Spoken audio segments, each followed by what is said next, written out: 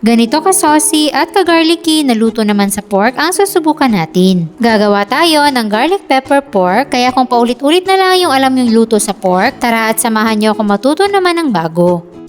Gagamit lang tayo dito ng 1/2 kilo ng pork kasim na isa-slice lang natin sa maninipis na hiwa.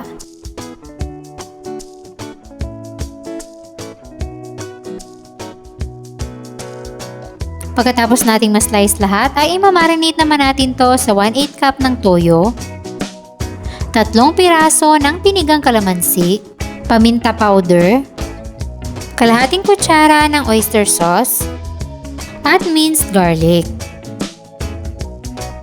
Then haluin at lamasin nating mabuti.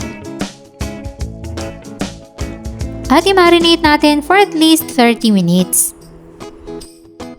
At habang hinahantay natin yan, ay magpapainit na tayo ng mantika dito sa ating kawali at isasalang na natin itong ating bawang para makagawa tayo ng fried garlic. Gumamit lang ako dito ng isang buong ulo ng bawang. So antayin lang natin na maging brown at crispy itong ating bawang, then pwede na natin yang hanguin. At dito rin sa pinaglutuan natin ng bawang, isasalang na natin yung ating marinated na pork. Then, igisa lang natin itong mabuti hanggang sa medyo maiga na yung kanyang liquid. At dahil medyo matigas pa itong ating karne, maglalagay tayo ng konting tubig at palalambutin muna natin to. Pakuluan lang natin ng mga 15 to 20 minutes. Antayin lang natin na maiga ng ganito at siguraduhin na malambot na yung ating pork. Tsaka natin to hanguin sa kawali at itabi lang muna.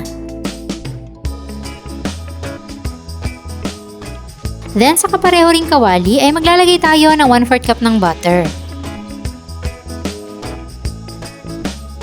Kapag nag-melt na ay isunod na natin itong ating sliced mushrooms at igisa ito ng ilang minuto.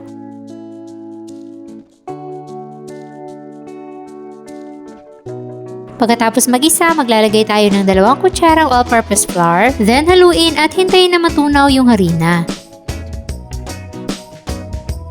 Tapos, utay-utay na tayo maglalagay ng tubig para makuha natin yung tamang consistency at lapot na gusto natin sa ating sauce.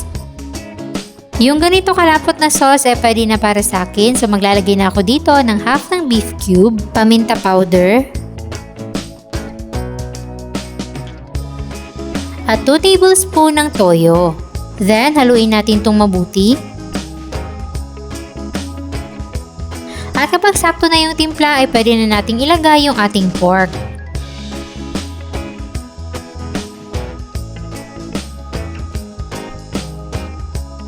At syempre, hindi magiging garlic pepper pork yan kung hindi natin ilalagay yung ating fried garlic.